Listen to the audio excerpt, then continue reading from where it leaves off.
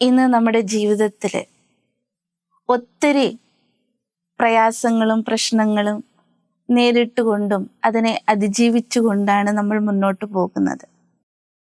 എന്നിരുന്നാലും നമ്മൾ ഓരോരുത്തരുടെ ഉള്ളിലും ഭയം എന്നുള്ളത് വിട്ടുമാറാത്ത ഒരു രോഗമായി മാറിക്കൊണ്ടിരിക്കുകയാണ്.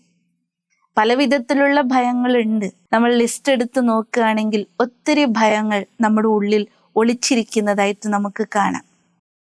ചിലപ്പോൾ നമ്മളിൽ നിന്നും ആരെങ്കിലും വിട്ടുപോകുമോ, അകന്നു പോകുമോ, നമുക്ക് കിട്ടിയ സ്ഥാനമാനങ്ങൾ നമ്മളിൽ നിന്ന് കൈവിട്ടു പോകുമോ, ഇത്തരത്തിൽ പല വിധത്തിലുള്ള ഭയം നമുക്ക് ഓരോരുത്തരുടെ ഉള്ളിൽ അനുഭവപ്പെടുന്നതാണ്. എന്നാൽ ഈ ലോകത്തിൽ മനുഷ്യ മനസ്സിൽ ഒരിക്കലും വിട്ടുപോകാത്തൊരു ഭയമുണ്ട്. അതാണ് മരണഭയം എന്ന് പറയുന്നത്. സത്യത്തിൽ നമുക്ക് ഈ മരണഭയത്തിൽ നിന്നും ഒരു മോചനമുണ്ടോ എന്ന് ചോദിച്ചാൽ നമുക്ക് വ്യക്തമായ ഉത്തരം കൊടുക്കാൻ പറ്റുമെന്നുള്ളത്. പക്ഷേ മനുഷ്യൻ കരുതുന്നത് മരണഭയത്തിൽ നിന്നും ഒരിക്കലും മോചനമില്ല എന്ന്. കാരണം ഇന്ന് എല്ലാ മനുഷ്യനും എല്ലാ അറിവുകളുണ്ടെങ്കിലും യഥാർത്ഥമായിരിക്കുന്ന സത്യ അറിവിൻ്റെ വെളിച്ചത്തിൽ നിന്നും ഇന്നും മാറി നിൽക്കുകയാണ്. അഥവാ ആ അറിവിൽ നിന്നും ഇന്നും അജ്ഞാനിയായിട്ട് മാറുകയാണ്. അപ്പോൾ സത്യത്തിൽ ആ ഒരു യഥാർത്ഥമായിരിക്കുന്ന അറിവിലേക്ക് നമ്മൾ ഒന്ന് ശ്രദ്ധ നൽകുകയാണെങ്കിൽ ഏതൊരു വ്യക്തിക്കും ഈ മരണഭയത്തെ ജയിക്കുവാനും സാധിക്കുക മാത്രമല്ല, മറ്റൊരു ഭയത്തെയും തൻ്റെ ഉള്ളിൽ സൂക്ഷിക്കേണ്ട ആവശ്യമേ ഉണ്ടാവുകയില്ല. ഭയത്തിൽ നിന്നും ജയിച്ച് നിർഭയനായി മാറാൻ, നിർഭയമായി ജീവിക്കാൻ അവനെ കൊണ്ട് സാധിക്കും. സത്യത്തിൽ ഈ മരണം എന്നത് എന്താണ്? നമ്മൾ അവിടെയാണ് ഫോക്കസ് ചെയ്യേണ്ടത്. ഒരു കുറച്ച് സമയം നമ്മളിലേക്ക് ശ്രദ്ധ കൊടുത്തുകൊണ്ട് ഈ ഒരു കാര്യത്തെക്കുറിച്ച് നമ്മൾ റിയലൈസ് ആവുകയാണെങ്കിൽ നമുക്ക് എളുപ്പത്തിൽ ആ ഭയത്തിൽ നിന്ന് മോചനം നേടാം. ഇന്ന് മനുഷ്യൻ റിയാലിറ്റിയിൽ നിന്നും ഒരു ഒളിച്ചോട്ടമാണ്. ഒത്തിരി റിയാലിറ്റി നമ്മുടെ ജീവിതത്തിലുണ്ട്. അതിൽ പ്രധാനമായിരിക്കുന്ന റിയാലിറ്റി എന്ന് പറയുന്നത് 1 ജനനം, 2 മരണം. അല്ലെ? ജനനത്തെ നമ്മൾ എല്ലാവരും തന്നെ അക്സെപ്റ്റ് ചെയ്യുന്നവരാണ്. നമ്മൾ അതിനു വേണ്ടി ആഘോഷങ്ങളൊക്കെ ആഘോഷിക്കാറുണ്ട്. അല്ലെ? ബർത്ത്ഡേ നമ്മൾ ഓരോരുത്തരും ആഘോഷിക്കാറുണ്ട്. പക്ഷെ സത്യത്തിൽ ബർത്ത്ഡേ ആഘോഷം അതൊരു ആഘോഷമാണ് എന്ന് നമുക്ക് വിശ്വസിക്കാൻ പറ്റുന്നുണ്ടോ?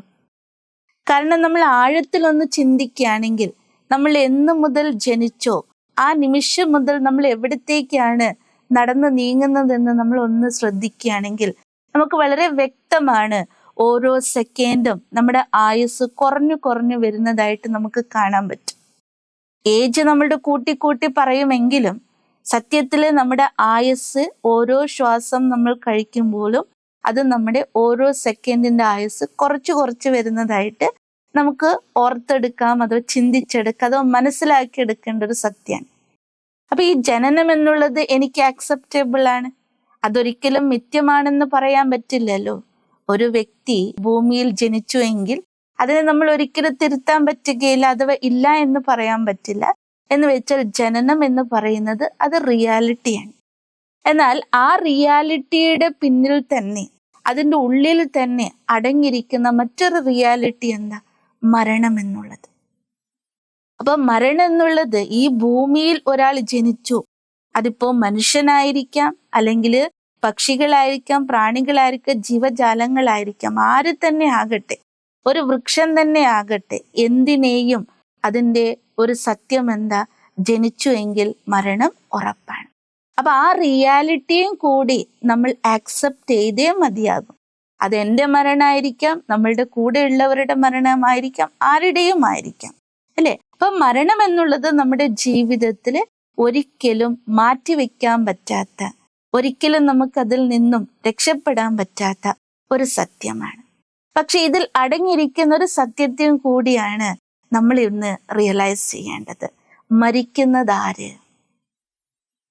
അവിടെയാണ് നമ്മൾ യഥാർത്ഥത്തിൽ മരണഭയത്തെ ജയിക്കാൻ നമ്മളെ സഹായിക്കുന്നത്.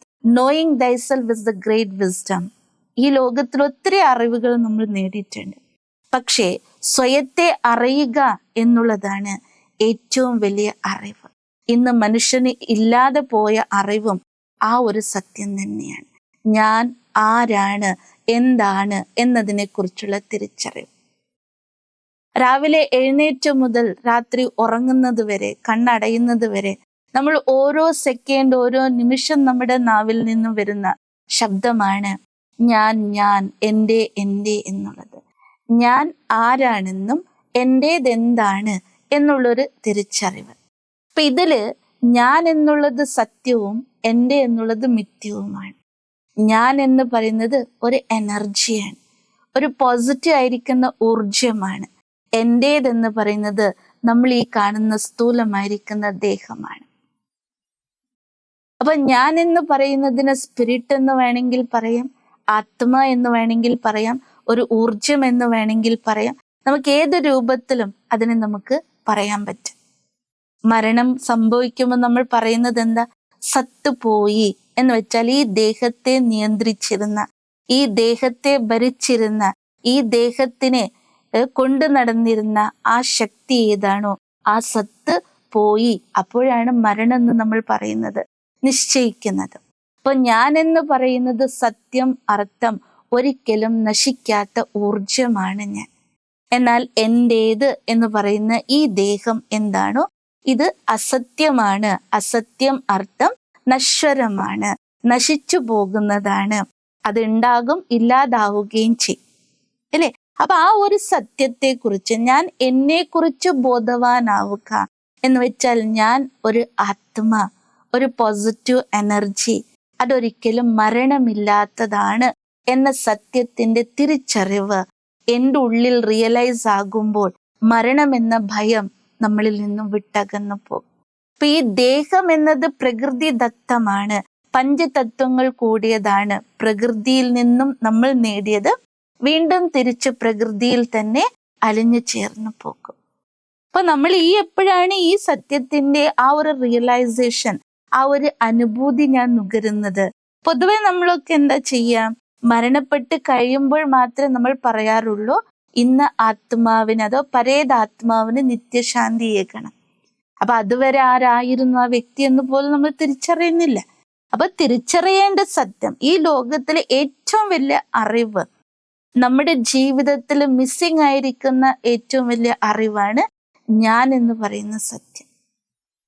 അപ്പൊ ഈ ഒരു റിയലൈസേഷൻ ഓരോരുത്തരുടെ ഉള്ളിൽ എപ്പോഴാണോ തിരി തെളിയുന്നത്, ഏത് വ്യക്തിയിലാണോ ഈ തിരി തെളിയുന്നത്, സ്വാഭാവികമായിട്ട് പറയും എൻലൈറ്റൻമെന്റ് എന്ന്, അല്ലെ?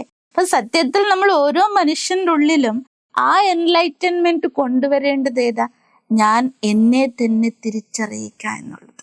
അപ്പൊ ഞാൻ എന്ന് പറയുന്നത് ഈ കണ്ണുകൾക്ക് അഗോചരമായിരിക്കുന്ന, ഈ കണ്ണുകൾ കൊണ്ട് കാണാൻ പറ്റാത്ത, ഈ ദേഹത്തിന്റെ ഇരുപിരിക മധ്യവസിക്കുന്ന അതിസൂക്ഷ്മമായിരിക്കുന്ന ഒരു പ്രകാശകണം, അതിനെ ആത്മ എന്ന സംസ്കൃതത്തിൽ നമ്മൾ വിളിക്കുന്നു.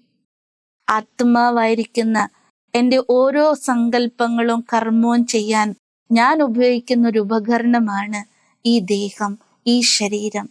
ഈ ശരീരത്തിൽ നിന്ന് ആത്മ എപ്പോഴാണ് വിട്ടുപോകുന്നത്, അതിനെയാണ് നമ്മൾ മരണം, മൃത്യു എന്ന് വിളിക്കുക. എന്നാൽ ആത്മ മരിക്കുന്നില്ല, ദേഹം മരിക്കുന്നു. ഈ സത്യം നമ്മൾ അറിഞ്ഞിരിക്കേണ്ടത് വളരെ ആവശ്യമാണ്.